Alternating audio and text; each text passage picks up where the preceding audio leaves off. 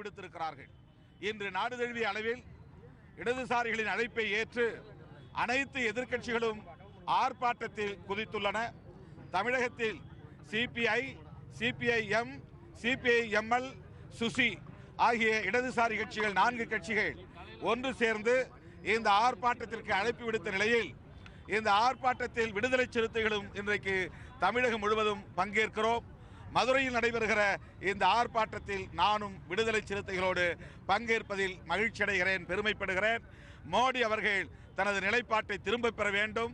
500 ரூபாய் 1000 ரூபாய் நோட்டுகளை செல்லும் என அறிவிக்க வேண்டும்.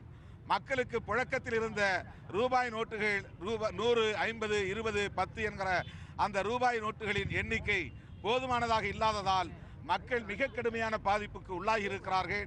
எனவே மோடி அவர்களின் இந்த நடவடிக்கை என்பது கருப்பு பண முதலைகளுக்கு ஆதரவாக இருக்கிறதே தவிர பெருமுதலாளிகளுக்கு பாதுகாப்பாக இருக்கிறதே தவிர உழைக்கிற மக்களுக்கு பாதுகாப்பாக இல்லை என்பதை சுட்டி காட்டுகிற வகையில், அவருடைய நடவடிக்கையை கண்டிக்கிற வகையில் இன்றைக்கு இடதுசாரிகளின் போராட்டமும் எதிர்க்கட்சிகளின் ஆர்ப்பாட்டங்களும் நடைபெற்றுக் கொண்டிருக்கின்றன.